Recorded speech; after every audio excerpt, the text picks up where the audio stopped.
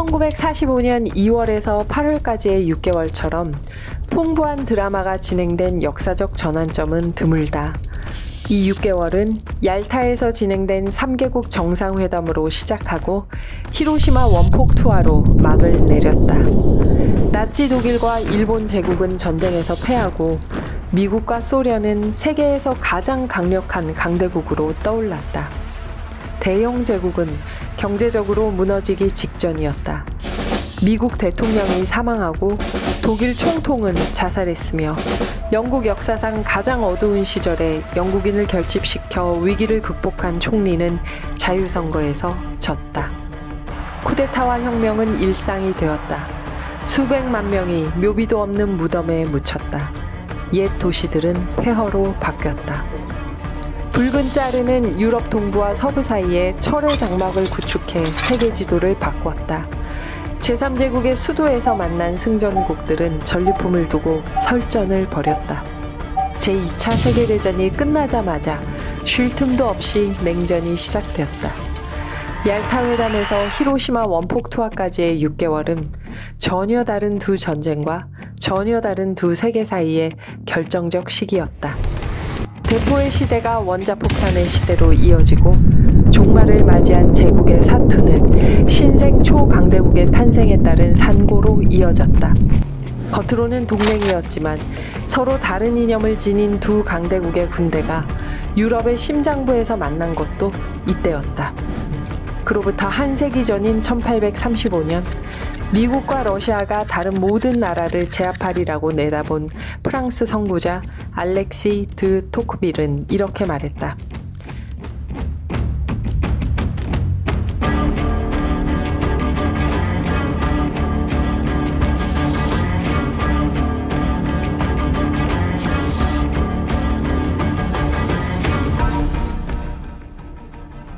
이 책은 이런 하늘의 뜻을 실현한 대통령과 정치위원, 장군과 병사, 승전국과 패전국 국민에 관한 이야기다.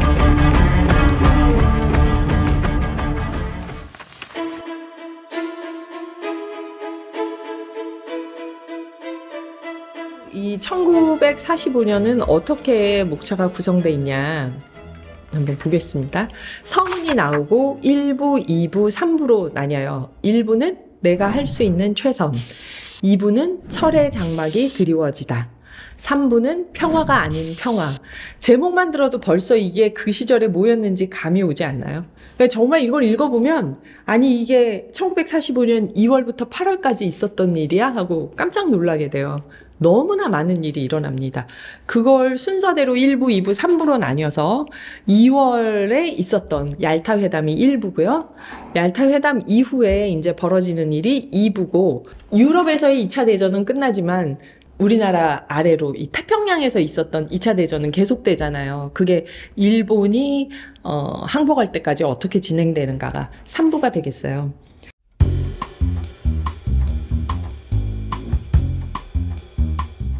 오늘 제가 같이 얘기하려고 하는 건 1부의 1, 2, 3장입니다. 1, 2, 3장 루즈벨트, 스탈린, 처칠입니다. 2월 3일 도착했어요. 얄타에 루즈벨트. 2월 4일 그 다음날 스탈린, 2월 5일 처칠. 이래서 이 세 명의 어마어마한 정치인, 이 정상들이 얄타에 처음 도착해서 본인들의 숙소에 있으면서 어떤 일들이 일어나는가, 그거를 묘사하고 있습니다. 도입부를 읽어볼게요. 몰타 섬에 있는 작은 비행장 주기장에서 반짝이는 흰 별이 그려졌고 대형 엔진 4개가 달린 항공기가 프랭클린 델러노 루즈벨트의 마지막 임무에 나설 준비를 하며 서 있었다. 신형 C-54 스카이마스터 수송기는 휠체어에 앉은 대통령을 기내로 옮길 수 있는 엘리베이터를 비롯해 각종 최신 편의시설을 갖췄다. 루즈벨트는 휠체어를 좁은 엘리베이터로 미는 경호원에게 불평을 했다. 이런 건 내가 승인한 적 없는데 정말 쓸데없어. 당황한 비밀 경호국 요원들은 보안상 필요하다고 했다. 시작부터 그러니까 여러분이 무슨 다큐멘터리 영화를 보거나 옛날 이야기를 읽는 것처럼, 역사소설을 읽는 것처럼 쭉 집중해서 들어갈 수 있게 마이클 돕스가 서술하는 건 정말 큰 장점이에요.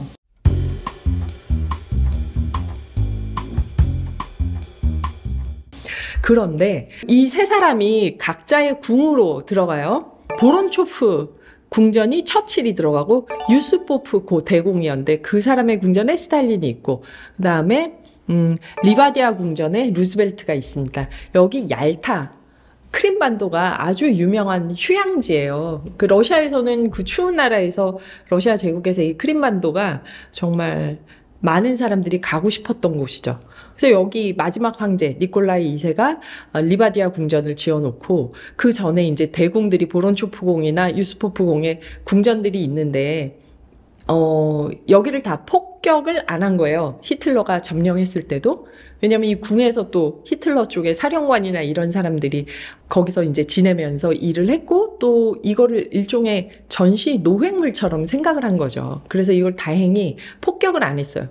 제국 러시아의 역사를 갖고 있는 귀족과 황제의 휴양지에 있었던 궁전에서 이 세 정상이 모입니다.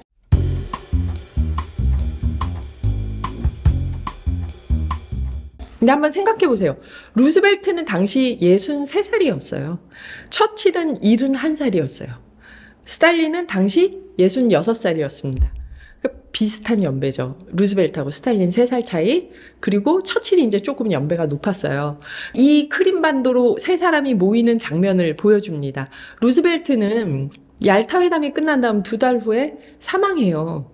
아시다시피 루즈벨트 휠체어 타고 다녔잖아요. 몸이 굉장히 약했죠. 근데 그 루즈벨트가 비행기를 타고 미국에서 얄타까지 간 거예요. 2달 후에 사망할 정도면 이때 건강 상태가 좋지 않았을 텐데 그만큼 이 회담이 중요했던 거죠. 직접 가야 되는, 꼭 가야 되는. 루즈벨트는 어떻게 보면은 생명을 걸고 책임감을 다하기 위해서 그 얄타의 장소로 갔을 수 있습니다.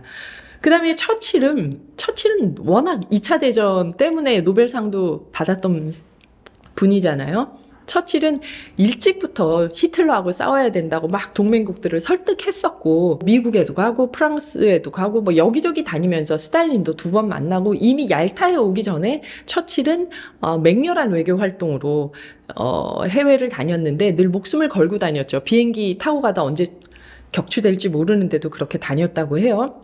에너자이저죠. 이런 면에서 사람들을 독려하고 이끌고 리더십을 발휘할 때 어떤 큰 희열을 느꼈던 정치인 같아요. 처칠. 그 다음에 스탈린입니다. 스탈린은 한번 생각해 보세요. 스탈린이 우리가 러시아 문학 할 때 얘기를 했지만 30년대 중반 이후로 대숙청기가 있었어요. 그 숙청기가 38년, 39년, 40 그게 치닫는데 히틀러하고 전쟁을 하게 된 거예요. 그러니 내부에서 누가 우리의 스파이인가, 누가 반볼셰비키인가, 누가 혁명에 반대하는가 하면서 숙청을 하다가 외부에 적이 생긴 거죠. 히틀러. 그래서 파시스트 히틀러를 무찔러야 된다. 외부로 적이 돌아가니까 오히려 40년대의 소비에트는 굉장히 어떤 명분, 대의 명분을 위해서 희생을 하는 것을 기꺼이 감수하는 분위기가 됐어요. 그래서 그 유명한 작가 그 닥터 지바오의 보리스 파스테르나크가 심지어 1930년대에 비하면 이 전쟁이야말로 2차 대전이야말로 혁명기에 사람들의 마음을 다시 한번 돌아보게 한다. 그래서 뭐 전쟁을 찬미한 거냐 이런 비난이 있는데 그 뜻이 아니라 파스테르나크가 종군 기자로 참여하고 전쟁을 독려하면서 보니까 이 소련 안에 스탈린의 내부 숙청이 멈춘 거예요. 히틀러와 싸우는 것으로 모든 사람들이 일치 단결해서 나가게 되는 거죠. 그 기간의 3년, 4년입니다. 그리고 나서 히틀러를 거의 이긴 상태에서 이제 다 무찌른 상태에서 스탈린이었으니 여기서 얼마나 스탈린의 발언권이 컸겠어요. 그 시대적 분위기, 소련의 어떤 분위기 안에서 지금 스탈린이 1945년 얄타로 왔는가도 한번 생각해 볼 필요가 있고요. 얄타가 끝난 다음에 루즈벨트는 사망했다고 했잖아요. 세상을 떠났는데 7월 포츠담 회담까지 끝나고 나서는 처칠이 재집권에 실패합니다. 선거에서 져요. 그리고 이제 스탈린은 53년에 세상을 떠나죠. 우리나라 6.25 전쟁 끝나갈 때쯤 그 53년에 스탈린이 세상을 떠나요.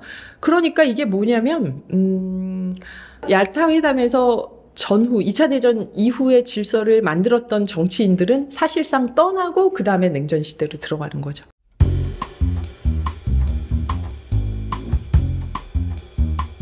스탈린 처칠, 루즈벨트가 얄타에 모이는 장면에서 재미있는 건 이제 수행원들이 막 따라와요. 처칠하고 루즈벨트가 그렇게 수행원 많이 데리고 가려고 하지 않았는데 모든 사람들이 내가 꼭 가야 된다고 생각한 거예요. 국방부나 외교부나 외무부나. 그래서 이 어마어마한 수행단들이 따라오는데 1945년에 소련은 독일하고 그 무지막지한 전쟁을 하고 이겼지만 모든 전쟁이 그렇잖아요. 이겨도 처참해요, 결과는. 여기 무슨 물자가 그렇게 풍족했겠어요? 그런데 얄타 회담에 쏟아붓죠. 수행원들을 다 먹여 살리고 또 최대한 접대를 하려고 소련으로서는 정말 노력했던 흔적들이 나옵니다.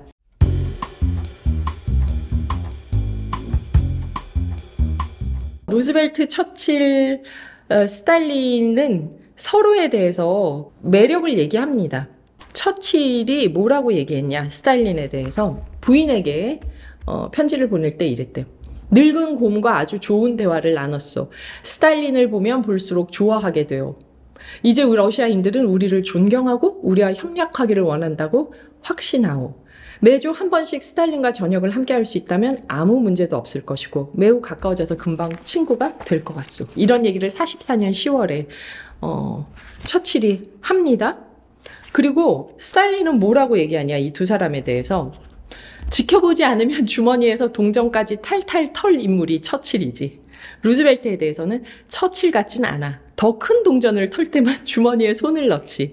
하지만 처칠은 한 푼이라도 있으면 가져가지. 이렇게 말을 했다고 하는데 이건 측근들한테 한 얘기고, 만약 스탈린도 속내를 털어놓을 가족이 있거나 자기 일기에 썼다면 뭐라고 얘기했을지 우린 알 수 없죠.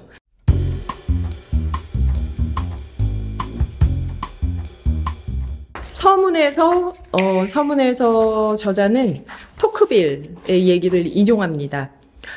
프랑스의 알렉시 드 토크빌 얘기죠. 미국의 주요 수단은 자유고 러시아의 주요 수단은 예속이다. 두 나라는 시작점이 다르고 과정도 다르지만 세상의 절반의 운명을 뒤흔들려는 하늘의 뜻으로 두각을 나타낼 것이다. 이 얘기를 딱 인용하면서 1835년에 토크빌이 한 얘기입니다. 자, 이게 20세기의 냉전 시대까지 이어지는 미소 관계를 이 위대한 토크빌이 미리 예언했다 하고 앞에 인용을 한 느낌을 전 좀 받았어요. 그래서 이 책은 이런 하늘의 뜻을 실현한 대통령, 정치위원, 장군, 병사, 승전국과 패전국 국민에 관한 이야기다. 그런데 여기서 토크빌이 1835년에 이 말을 했다는 거를 염두에 둬야 되는 게, 1835년이면 기존의 큰 제국들은 이미 안에서 시민혁명도 일어나고 계급제도, 신분제도도 없어지고 중산층 부르주아가 많이 성장하고 이런 일들이 쭉 있으면서 이 유럽의 서유럽이 형성이 돼 있다면, 토크빌이 봤을 때 미국하고 러시아는 이 흐름에서 좀 떨어져 있는, 토크빌의 시선에서는 신생국이에요. 신생국. 새로운 강대국인 거예요. 근데 여러분 보세요. 1835년이었어요.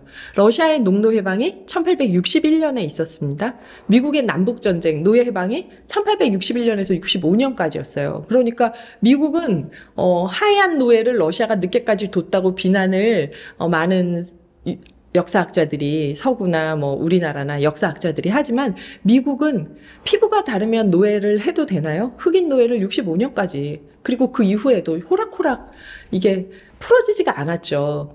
흑인들의 노예적 상태가. 65년까지 미국은 노예제도가 있었어요. 그러면 이 1835년에 토크빌이 미국의 주요 수단은 자유다 했을 때 이 자유는 흑인을 배제한 자유겠죠. 러시아의 주요 수단은 예속이다 했을 때는 짜르 체제를 뒤엎은 볼셰비키는 아직 생각하지 않은 1835년 농노해방이 일어나기 전, 그리고 그 유명한 제카브리스트 봉기, 그거를 억압한 10년 후, 그러니까 경제적으로는 부를 축적하고 영토는 광활하게 넓어지지만 아직 내부에서 1850년, 60년에 대개혁이 일어나지 않았던 러시아를 얘기를 하는 거예요. 주요 수단은 예속이다 했을 때. 그래서 이거 예속이라는 키워드로 러시아는 20세기 내내 지금까지 예속이야, 이렇게 해석하는 건 저는 좀 무리가 있다고 봐요. 짜르 체제, 1835년 짜르 체제의 예속을 얘기한 거고, 짜르 체제도 1850년, 60년에 대개혁이 있었고요. 농노해방도 하고 사법개혁도 하고 개혁이 있었고, 있었고요. 그 다음에 1917년 러시아 혁명은 그야말로 짜르 체제를 전복시켰던 거죠. 그러니 여기서 흑인 노예 제도가 만연해 있는 미국에서 주요 수단은 자유다. 그리고 아직 대개혁이 일어나기 전에 러시아를 두고 주요 수단은 예속이다. 하고 1835년에 토크빌이 얘기했던 걸 이걸 20세기, 21세기까지 끌고 와서 계속 하나의 문화 흐름처럼 얘기하는 건 저는 그건 과연 그럴까 하는 생각을 해요. 어쨌든 그때 신생 강국으로 떠오르는 게 러시아와 미국이었다 정도로 이해를 하면 맞지 않을까 그런 생각을 해요. 구체제가 무너지면서 서구의 강대국들이 하락세로 들어가고 있던 시기였다. 19세기가.